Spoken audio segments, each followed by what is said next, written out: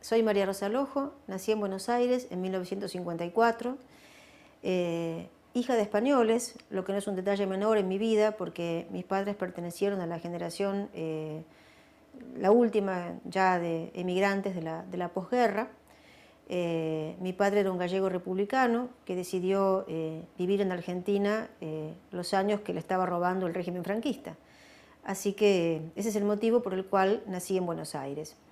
Y el motivo por el cual nací directamente, porque mis padres no se conocían en España y recién se conocieron cuando llegaron aquí por lados diferentes a la Argentina. Si tengo que resumir mi vida, la verdad que utilizaría muy pocos verbos. En cuanto a las actividades que desempeñé, los dos verbos que las resumen son leer y escribir. Eso es todo.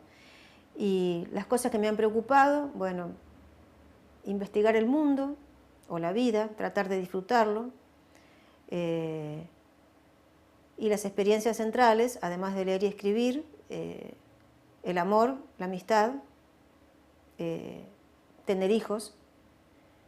Y también añadiría los viajes, que empezaron tardíamente para mí. Empecé a viajar recién después de los 40 años, o casi no, en el borde de los 40 años. Tenía 38, 39, cuando empecé a viajar al exterior. Antes no había podido hacerlo. Y eso también ha sido una experiencia que completó mucho mi vida. Y debo añadir la de un viaje interior, que es el que hice para escribir La pasión de los nómades, sobre las huellas de Lucio Mansilla, y que me llevó a territorios que creo que no hubiera conocido de otra manera. Yo en Argentina fui durante bastante tiempo una verdadera desarraigada. Mis padres no eran argentinos, eran españoles que habían llegado a este país como resultado de la posguerra. Mi papá además era un antifranquista declarado, había estado del lado de la República en la guerra civil, era totalmente contrario al régimen de Franco. Con mi mamá las cosas eran más matizadas porque venía de una familia bastante conservadora, una de esas familias de provincia, de cierto pasado hidalgo venidas a menos, ¿no? Mi abuela era muy católica y siempre hubo una tensión en mi casa fuerte entre ese lado materno, sobre todo encarnado en mi abuela, y el lado paterno. Mi abuela siempre consideró a mi papá como al rojo. Además, papá era ateo y mi abuela era mujer de misa dominical. Bueno, todo eso era un conflicto familiar recurrente que, si bien fue una tensión para mí, fue también un gran aprendizaje, porque creo que lo que se llama polifonía narrativa, la capacidad de escuchar y de encarnar voces, vidas y miradas distintas, ya se formó en mi infancia para mí, ¿no? Escuchando y conviviendo con personas que habían tenido experiencias muy diferentes de las cosas. Incluso en la vida de mi mamá había una verdadera tragedia inicial, que ella estaba muy joven, de novia, con un primo, que murió en las primeras etapas de la guerra civil, pero bueno, fusilado justamente por el lado republicano, en una de las razzias que se hacían buscando refugiados.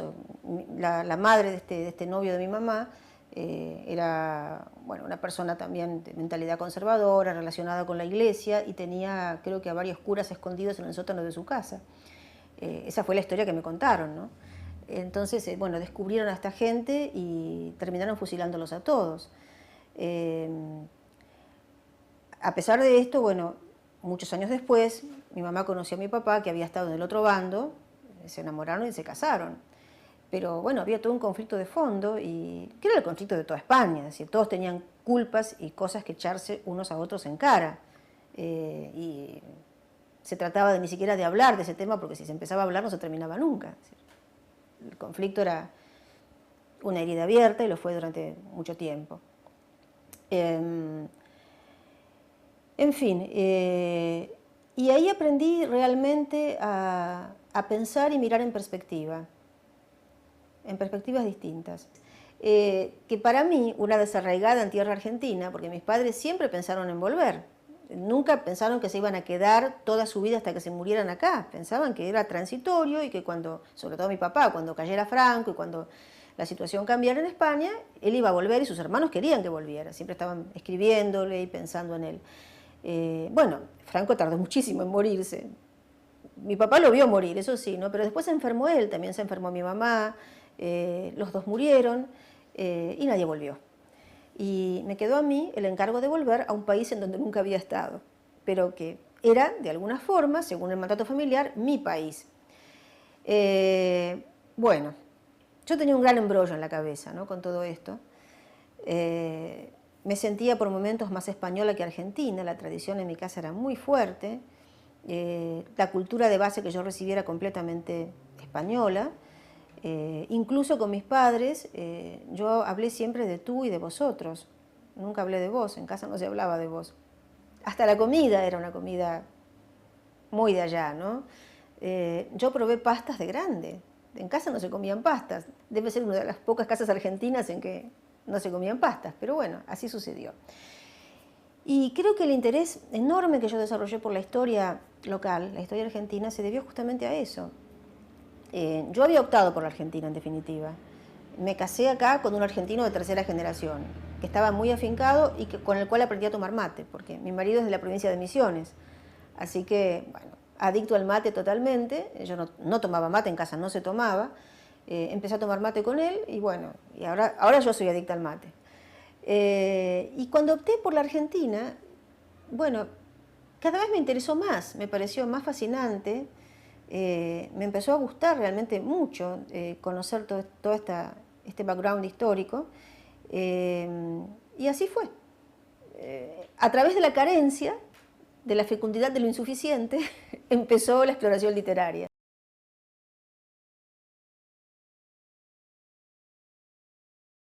Dibujé durante un tiempo, en la secundaria, después los primeros años de universidad. También hice teatro en aquella época, en secundaria y en la primera etapa universitaria. Pero bueno, después fueron cosas que tuve que abandonar por falta de tiempo.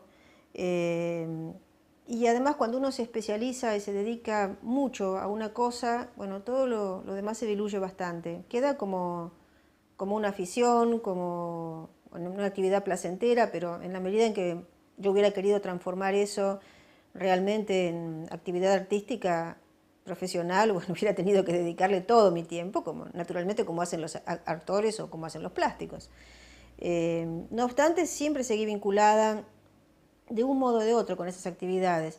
En la literatura, yo creo que a través de la importancia que tiene para mí la imagen, escribo muchísimo a partir de imágenes. Además, la matriz de todo lo que hice después está en lo poético. Y mi poesía es muy visual, poesía o microrrelato, ahora que se habla de microrrelato y que se instaló como una categoría nueva de análisis, probablemente los 3 libros que yo tengo, que siempre consideré como poesía en prosa, mucha de esa producción se ubique en lo que se llama ahora microrrelato o microficción.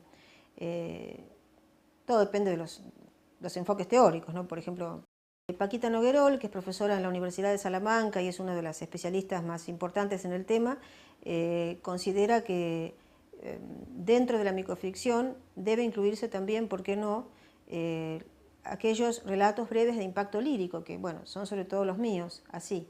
Pero más allá de las categorías, digamos, eso para mí es lo menos importante a la hora de escribir. Nunca me pregunto cómo se va a clasificar una cosa que escribo, sino qué pasa con eso y tratar de escribir con la mayor libertad posible, esa es la idea. Bueno, y en ese rubro siempre la imagen ha sido importante y siempre, incluso en narrativa, trabajo a partir de imágenes que son verdaderos disparadores.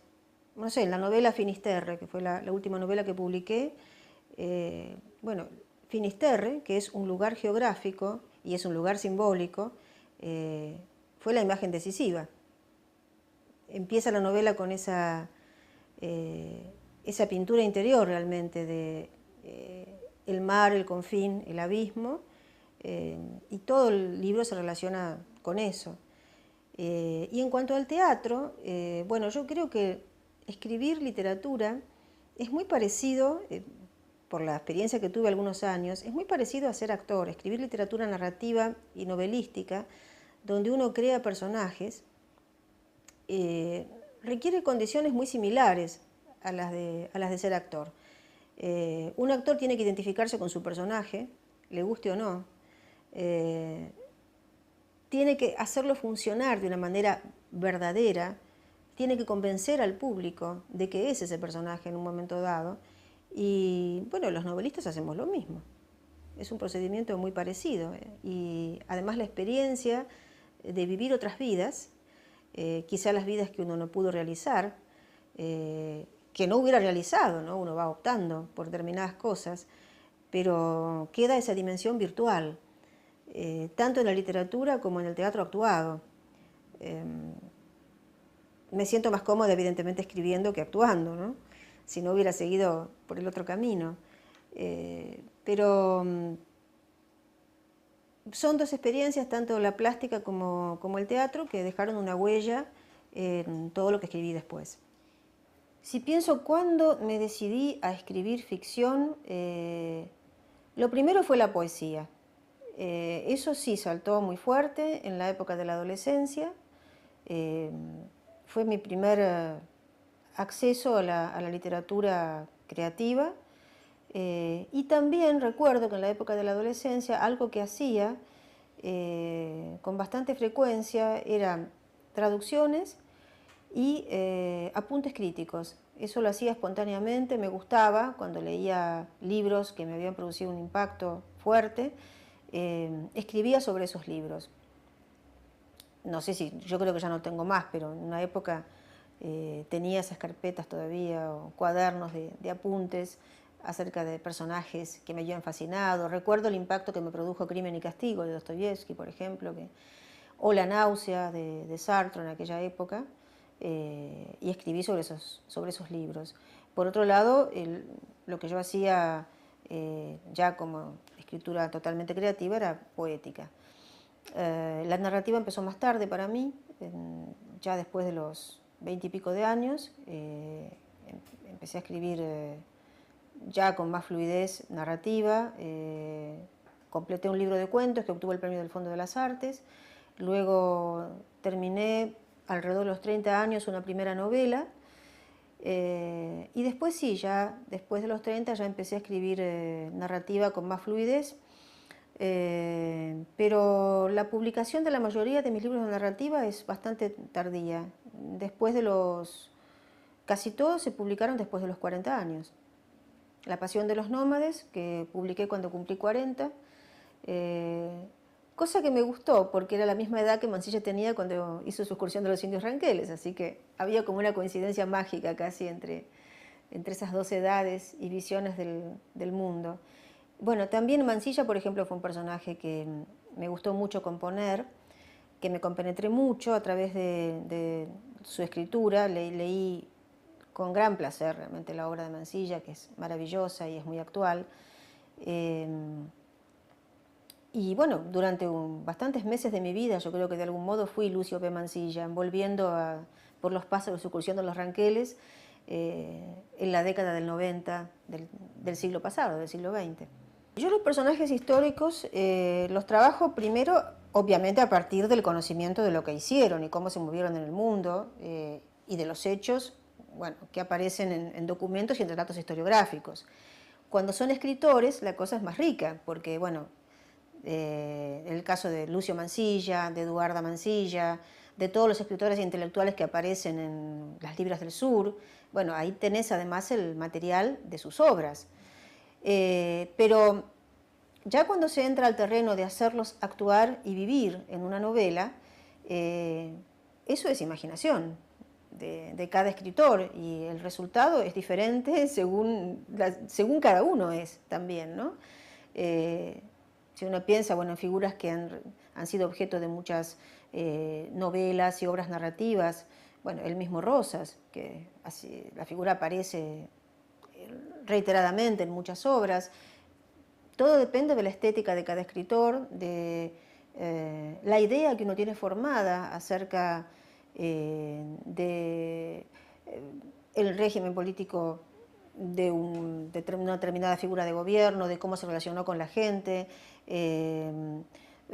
cuáles fueron los aspectos positivos y cuáles los negativos. Depende de quién narre, siempre, ¿no? Si narra el general Paz enfrentado a Rosas, obviamente va a ser muy diferente la voz narrativa y lo que diga y cómo se exprese y lo que siente, que, bueno, si narra un partidario de Rosas. Todo depende en qué lugar te ubiques y a quién elegís para que cuente ese relato. Y una de las cosas más difíciles es encontrar la voz exacta. Nadie te lo puede decir, a veces hay que reescribir una narración porque no diste con la voz, no diste con la voz y la mirada justas para lo que necesitabas contar, hay que hacerlo todo de nuevo. Y es una de las cosas más fascinantes también, ¿no? Saber de dónde vas a sacar el mejor partido de una historia. Yo trabajo muchísimo, digamos, la obra extensa se debe a eso, a que le dedico mucho tiempo. No tengo horarios discriminados, es decir, bueno, tanto tiempo me dedico a la ficción, tanto tiempo a la investigación, todo está como mezclado en mi vida, ¿no? Voy buscando los momentos adecuados, después cuando uno está en pleno proceso de elaboración de un libro, desde ya yo no tengo fines de semana o ratos de ocio, porque los ratos de ocio me los consume la literatura. Así que trabajo mucho, corrijo mucho, la computadora me ayuda una barbaridad. Bueno, yo viví todas las épocas en que escribíamos a máquina, en que trabajábamos a lo sumo, con una memoria electrónica, no sé, de pocas letras. Era todo lo que había y la tarea era de un esfuerzo físico grande, había que hacerlo artesanalmente. Mi tesis de doctorado, que todas las tesis tienen varias versiones, no se hace de una vez una tesis de doctorado, había que escribirla de nuevo, era algo espantoso. Bueno, ahora eso desapareció, de manera que los medios técnicos también ayudan mucho. Y yo me acostumbré a escribir en pantalla y corregir en pantalla. De todas maneras, las últimas versiones de un libro las imprimo. Las imprimo, ¿no? Acá tengo, por ejemplo, lo último que escribí, que tengo tres versiones ahí, con correcciones a mano.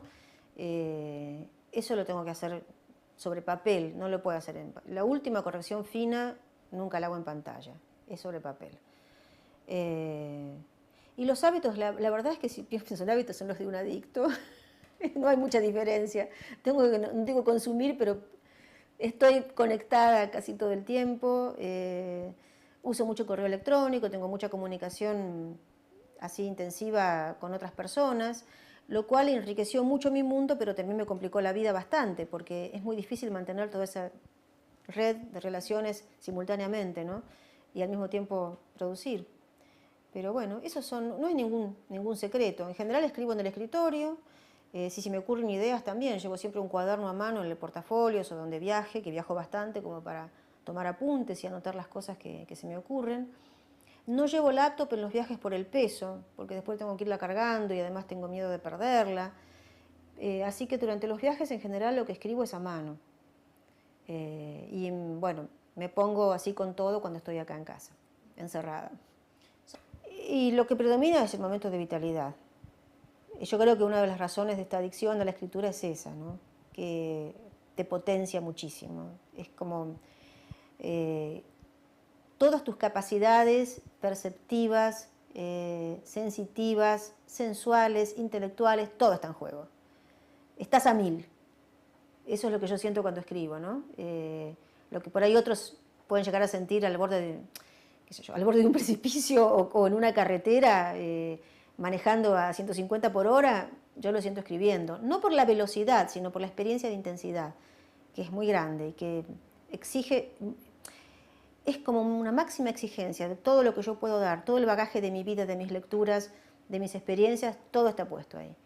Desde ya que no se puede poner todo junto, y es una de las cosas que hay que saber también cuando uno escribe, es saber seleccionar, recortar, privarse y elegir. Es re difícil, es muy difícil esa opción, ¿no? Saber que uno tiene que recortar. Hay que dar una forma. El magma no se puede volcar así tal cual. Pero bueno, es muy interesante. Esa y la experiencia del amor, bueno, creo son las básicas de mi vida.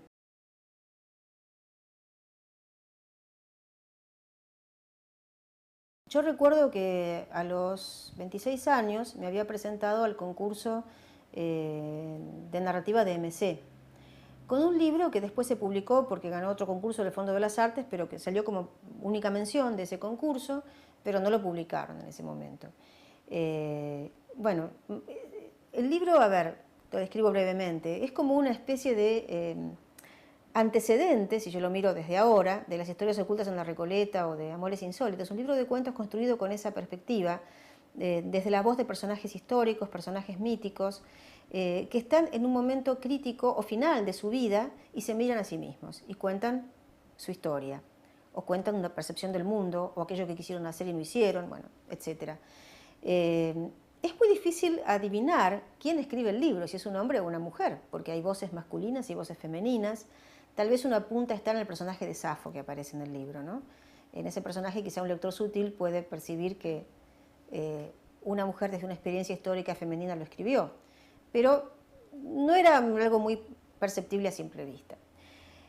Uno de los miembros del jurado de ese concurso era un profesor universitario de aquella época, el doctor Raúl Castañino, que también era académico, que era un hombre erudito, bueno, y evidentemente formado a la manera tradicional con ciertos preconceptos acerca del rol de las mujeres escritoras.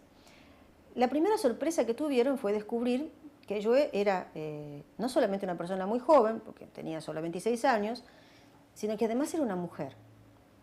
Entonces el profesor Castañino me preguntó, bueno, qué pensaba hacer con la literatura y qué intenciones tenía, si iba a seguir por ese camino. Y le dije, bueno, que sí, que a mí me interesaba mucho, que tenía mis dificultades. Yo acababa de tener un nene, nos casábamos jóvenes por aquellos años, así que yo tenía ya un hijo chico, Alfonso. Entonces me dice Castañino así lo más tranquilo, bueno, la opción que tienen que ejercitar las mujeres intelectuales es no casarse. Mejor hacer como las intelectuales norteamericanas, que lo tienen muy claro, se dedican a la carrera y optan y no tienen hijos.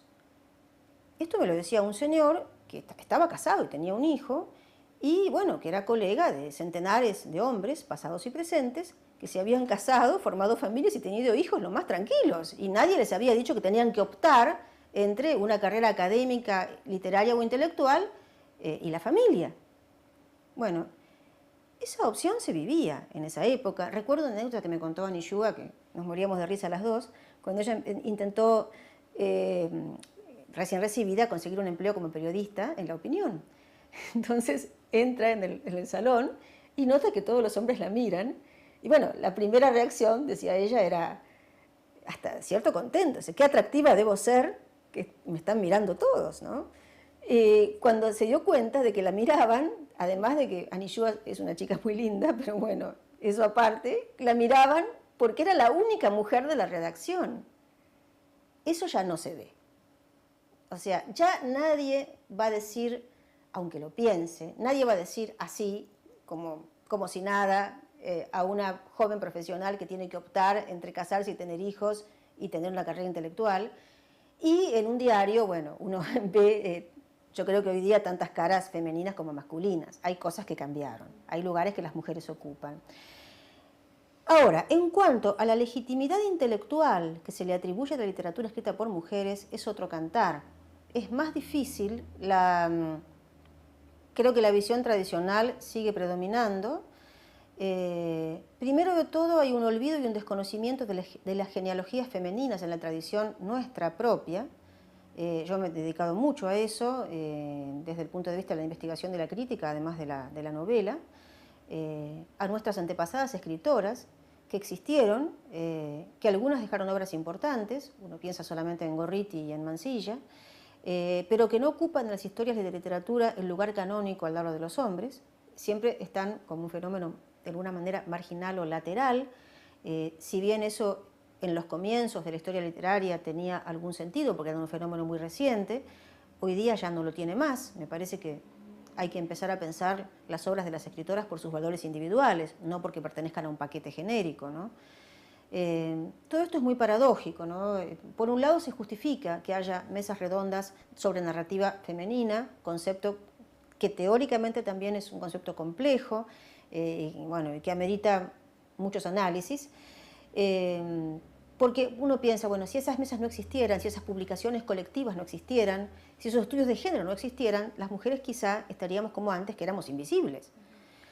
Pero me parece que gradualmente lo lógico sería que se avanzara hacia la consideración individual de cada escritora por sí misma, porque además, afortunadamente, todas somos distintas. No hay una literatura rotulable estéticamente o ideológicamente a partir de una condición femenina que convierta todo en un magma homogéneo. Somos personas distintas que escribimos de una manera distinta con propuestas originales e individuales.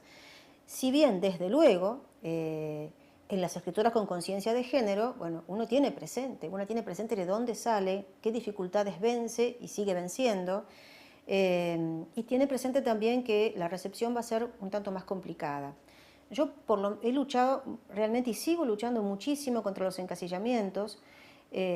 Por ejemplo, el hecho de ser una escritora mujer y escribir novelas históricas me coloca en una posición a veces muy difícil, porque hay que luchar para estar. Yo no puedo hacer mucho más que escribir los libros que escribo, es decir, no voy a estar diciendo a todo el mundo que crean en mí, que es una literatura seria, pero la tendencia inmediata es a considerar que por ser escrita una obra de tipo histórico por una mujer va a ser una literatura pasatista, va a tener menos valor literario, va a hablar de cosas triviales, porque las mujeres hablan de cosas triviales, piensan en cosas triviales, como decía Corenblit, entre ellas los hombres. Es una humorada preciosa de Ezequiel Corenblit, cuando quiere demostrar irónicamente la capacidad femenina a hablar justamente con esa inversa. Bueno, todo eso es una lucha. El tema de las tapas de los libros, por ejemplo, la lucha por la tapa que logre un resultado estético, atractivo. Yo no me pongo a que en mis tapas haya mujeres, porque muchas de mis novelas hablan de mujeres. A veces son cuadros de época que son interesantes, pero el hecho de que una escritora tenga una tapa donde hay una mujer está de alguna forma diciendo al público lector que es una obra para mujeres. Y el rótulo para mujeres implica un público desgraciadamente desvalorizado, un público de jerarquía inferior. Así, bueno, se manejan los conceptos o los preconceptos todavía dentro de los ámbitos intelectuales y mediáticos. Es una pelea que hay que seguir dando.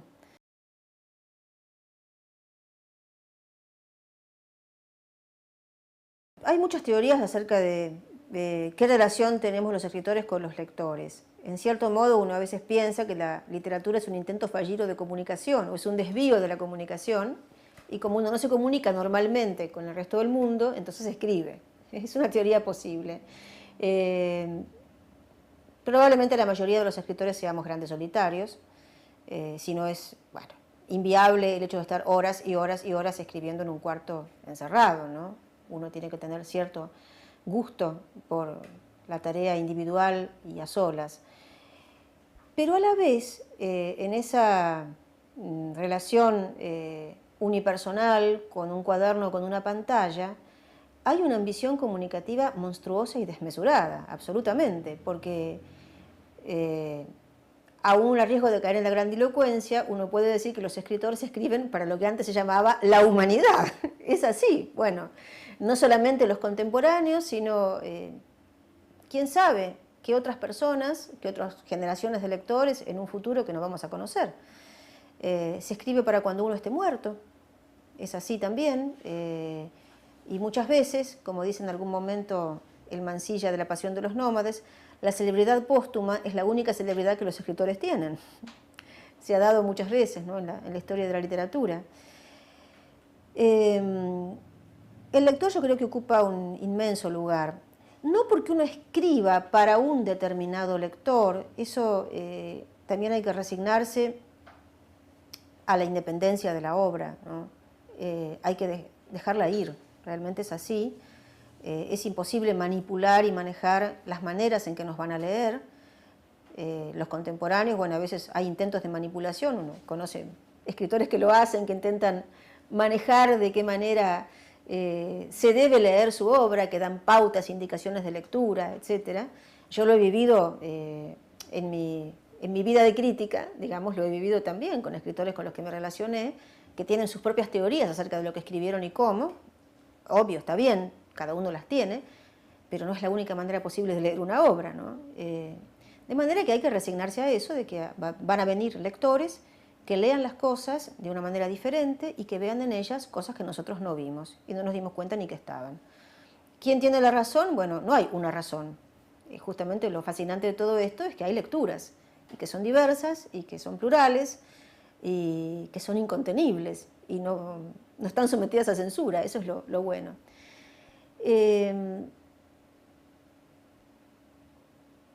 Hay también otra teoría según la cual escribimos para que nos quieran, esa es la teoría de García Márquez. No creo que esto sea tampoco así, porque querernos nos van a querer las personas que nos han conocido y nos van a querer por cómo hemos sido como personas. No nos van a querer por nuestros libros, ese es otro registro. Quizá la razón más básica, más elemental por la cual uno escribe, por lo menos en mi caso personal, es porque no puedo evitarlo. Realmente para mí la escritura es una pasión, es mi forma de relacionarme con la realidad. Como decía, creo que Virginia Woolf, no siento o no creo que algo es real hasta que lo puedo poner por escrito. Y bueno, ese es mi contrato con el mundo. En ese contrato está el otro, eso seguro que sí. Vuelvo a decir, no existe verdaderamente hecho literario hasta que no se cruzan en ese horizonte virtual un lector y un autor en un texto que ya es independiente. El autor vivo ya no va a estar más, pero bueno, va a estar su huella, va a estar esa huella que es la escritura. Si tengo un lector modelo para el cual escribo, seguramente, ¿no?, está implícito de alguna manera. Claro, ese lector tendría que tener, o lectora, tendría que tener intereses similares a los míos, a los que me llevaron a escribir ese tipo de libros, ¿no? Tendrían que importarle las cosas básicas que me importan a mí, y así establecerse un puente comunicativo. Pero me gusta pensar justamente en lo inesperado también, en que a lo mejor la obra encuentre lectores en los que yo ni siquiera pensé, o tipos de personas que yo no me imaginé que podían relacionarse con la obra. Y esa sería la mayor apuesta, la apuesta secreta, ¿no?, que todos tenemos en llegar a otros que en principio no considerábamos como interlocutores y que, bueno, a lo mejor están ahí y se pueden relacionar con lo que escribimos.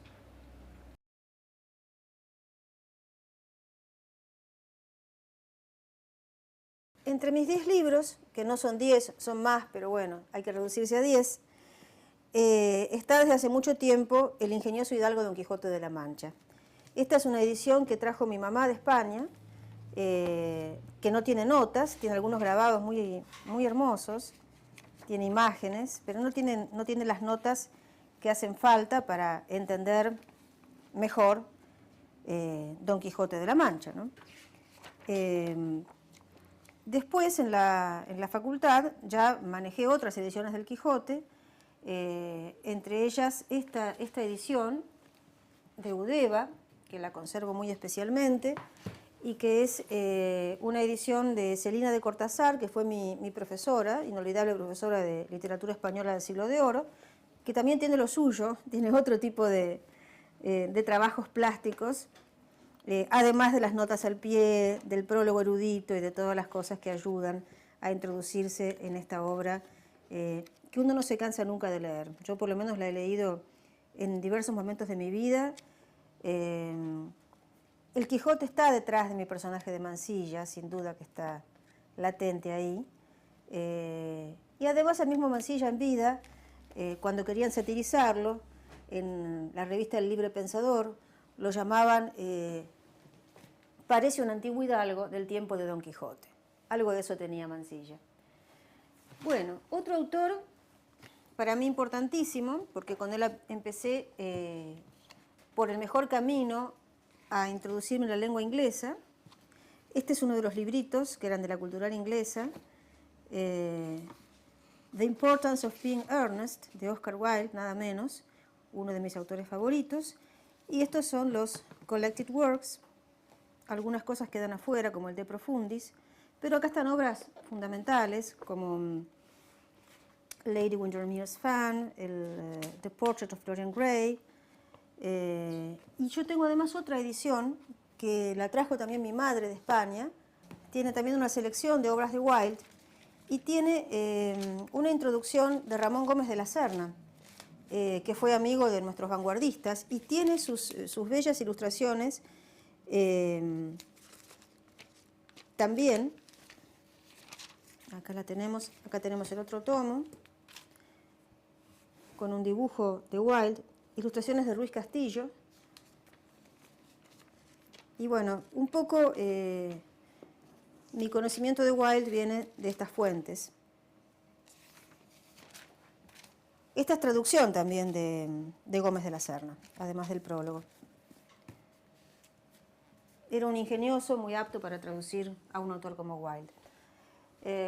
Bueno, no podía faltar en mi selección Una excursión de los indios ranqueles, un libro que significó tanto como aventura literaria de lectora y de escritora, y que también tiene su iconografía interna.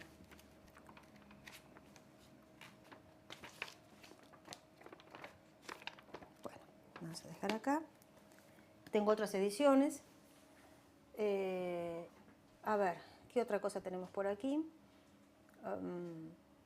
En relación directa con Mansilla y con La Pasión de los Nómades, Merlín es familia.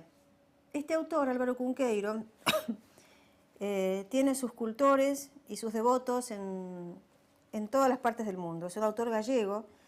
Yo creo que para Galicia fue algo así como Tolkien, uno de cuyos méritos, además de lenguaje extraordinario, de enorme fuerza poética, fue el de actualizar lo mitológico, llevarlo a lo cotidiano, llevar, por ejemplo, al mago Merlín desde Bretaña y desde Gales a Galicia. Y bueno, de aquí salen algunos personajes de La Pasión de los Nómades, Merlín mismo, y después, bueno, la sobrina que inventé para el mago Merlín, que es Rosaura dos Carvalhos, y gracias a la cual se materializa Lucio Victorio Mansilla en los años 90 del siglo XX. Rosalía de Castro, poesía completa en galego. Bueno, Rosalía me acompaña desde la infancia, es un nombre emblemático y una productividad emblemática para la literatura en lengua gallega, que además siempre se está actualizando también para sus lectores, siempre se están descubriendo aspectos que habían pasado desapercibidos, en una estética que es romántica y sobre todo existencialista. Conocemos algunas cosas, creo que todos, no lo encuentro ahora, pero bueno, entre los poemas de Rosalía figura ese que después musicalizó Amancio Prada, Adiós ríos, adiós fontes, adiós regatos pequenos, adiós sombra dos meus olhos, non sei cando nos veremos. No lo puedo encontrar acá, no dejé. Bueno, por Alfaro yo entro a la literatura de Virginia Woolf a encontrarme con este personaje extraordinario, que fue una de las grandes admiraciones, no precisamente correspondida, que tuvo Victoria Ocampo, que hizo mucho para difundirla en Argentina.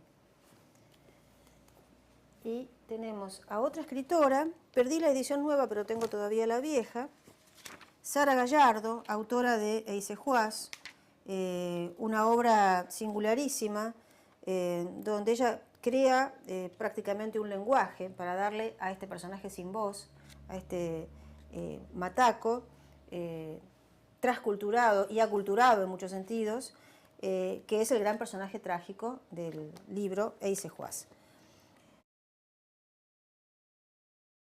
Bueno, como suele pasar con los libros más usados y más leídos, Eise Juaz, que es una de mis novelas preferidas, se quedó sin tapa. Son los efectos del amor, fatales a veces. Otra obra también sin tapa y también muy importante para mí, La vida es sueño, de Calderón de la Barca. Una gran obra de teatro que está también en la clave de muchos de los libros de ficción que después escribí. Es una de las llaves de acceso. Entrar por La vida es sueño y bueno, no casualmente tampoco Rosaura dos Carvalho se llama Rosaura. Tiene que ver en buena parte con esta obra. Luego tenemos otro autor para mí fundamental, que es Voltaire, sobre todo con una obra que siempre vuelvo a leer con enorme placer y que es algo así como... es una ironía, por supuesto, tratándose de Voltaire, pero hasta cierto punto El Cándido es para mí una obra de consolación espiritual. Nacida como una feroz parodia de la filosofía de Leibniz, El Cándido, sin embargo, tiene de verdadero optimismo, de genuino optimismo, el hecho de que sus personajes son en buena medida como los de los dibujos animados, a los que le pasan todo tipo de catástrofes, calamidades, los cortan en pedacitos, los aplastan y siguen vivos.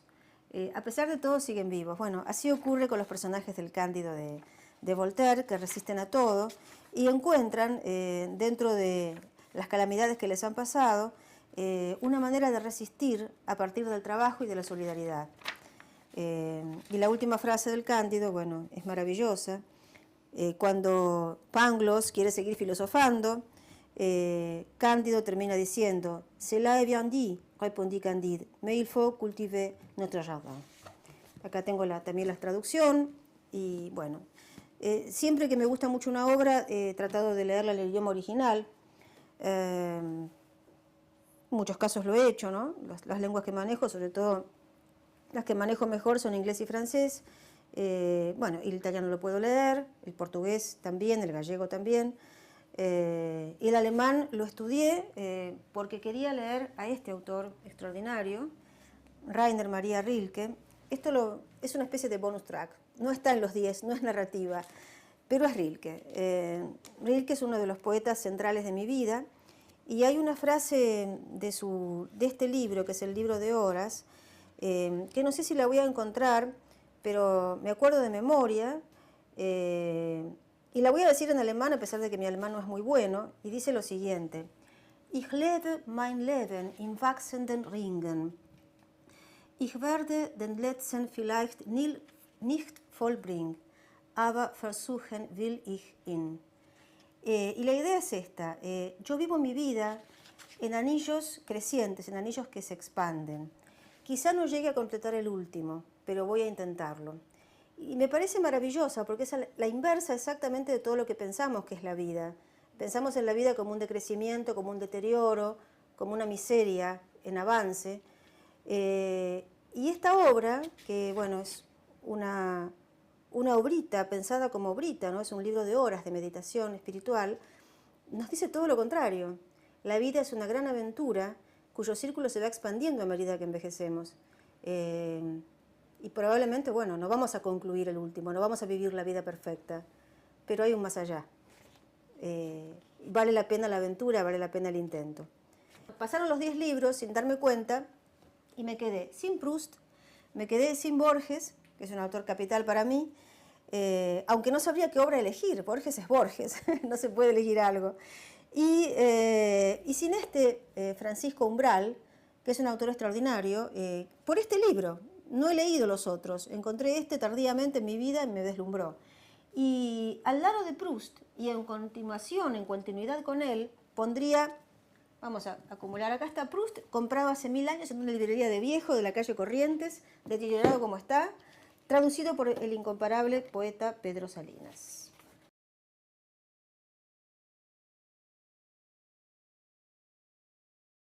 Este fragmento de La Pasión de los Nómades se refiere al encuentro de dos personajes un tanto estrambóticos. Rosaura dos Carvalhos, cuando decide, descolocada en la Europa posmoderna decide venir a la Argentina con su padrino Merlín y encuentra a Lucio Victorio Mansilla, que también es un desubicado, que se ha fugado del paraíso ridículo donde decidieron colocarlo.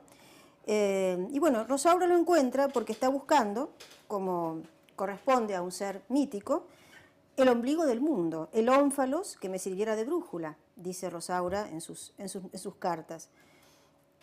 Como lo sabe todo el que ha viajado o leído un poco, el ónfalos, palabra griega que significa ombligo, es el centro sagrado del cosmos cuya ubicación resulta, por cierto, harto discutible, pues todas las religiones y o culturas de alguna injundia o aún sin ella pretenden apropiársela con exclusividad. No pocos creerán que era absurda la idea de buscar un centro en el confín del mundo, en los suburbios de la periférica y acaso penitente ciudad de Buenos Aires. Pero siempre me ha fascinado la marginalidad y por algo soy gallega, que no hace tanto era casi como decir en la Argentina cabecita negra, aunque en mi país el color de la marginación sea rubio y blanco. Hice al fin, como los chicos, un avión de papel, al que solté a volar, de pie sobre el techo de la casa Neira. La nave se enredó en las ramas de un gigantesco aguaribay, muy similar por su caída de hojas al sauce llorón, que desplomaba su cabellera en la esquina de enfrente. No quepa aquí la mezquina sospecha de que el avioncito se detuvo porque sus caballos de fuerza no dieron para más. Podría haber seguido volando hasta donde fuese necesario, y si cayó en ese árbol cercano, fue simplemente porque ese era el exacto lugar desde el que cabía, en ese momento al menos, contemplar la realidad pública y privada del país del Plata. Extasiada por mi hallazgo, traté luego de sentarme en el hueco central y más o menos mullido de aquel bello ramaje. Acababa de hacerlo cuando oí una voz simpática que me decía: «Encantadora mademoiselle, creo mi deber advertirle que se ha encaramado usted exactamente sobre mis rodillas. Lo cual no me molesta, todo lo contrario, pero me parece prudente que lo sepa, para prevenir cualquier posterior reacción extemporánea de su parte». Quien así me hablaba era un hermoso anciano de aspecto afable y acicalado con exquisitez. Desde las polainas blancas hasta el precioso bastón con puño de ónix, desde la galera hasta el bigote perfumado y el casi extravagante monóculo.